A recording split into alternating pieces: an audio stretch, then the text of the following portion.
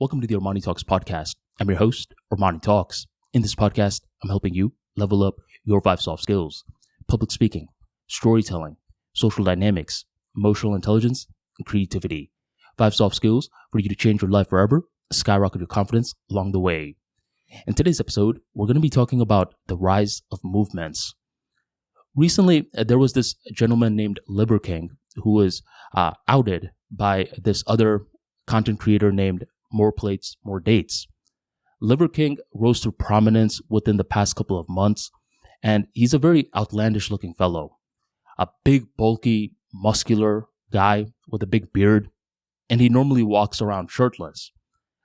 His claim to fame was that he has a very outlandish philosophy in terms of having the body type that he does.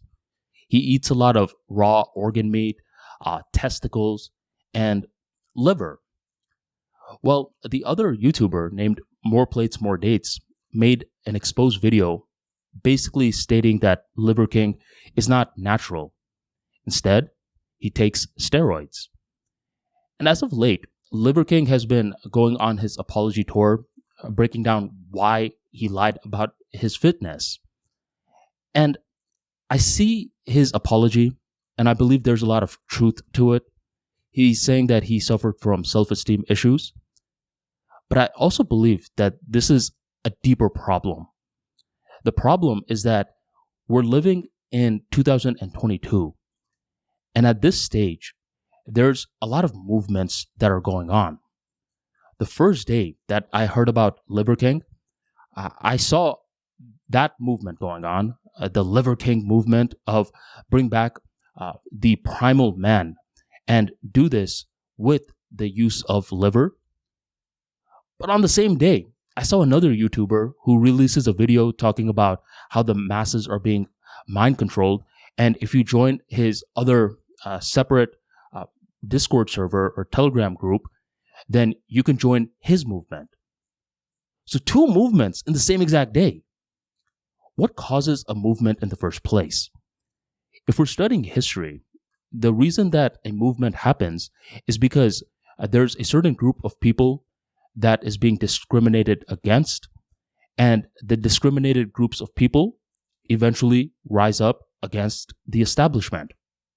And there are 3 recent examples of this. In 2005, plenty of atheists felt as though they were being discriminated against. Whenever they would tell their family members that they didn't believe in God, their family members would look at them sideways. They'll be like, well, you seem like such a good person. What happened? So a lot of these atheists felt as though they were being discriminated against, and that eventually led to the rise of the new atheist movement. Fast forward, there were a lot of African Americans who felt as though that they were being discriminated against by police officers, and that eventually led to the rise of the Black Lives Matter movement. Fast forward some more, Me Too movement. 3 movements within the span of 2 decades. But nowadays, we see 2 movements in a damn day. What does this mean? I believe the new media landscape is playing a large role in this. The reason that new media is playing a role in this is because there's more content than ever. And in order to stick out with your content, you need one or the other philosophy. One philosophy is known as the black and white philosophy, and this is when you're thinking in generalizations. For this philosophy, you're going for mass market appeal.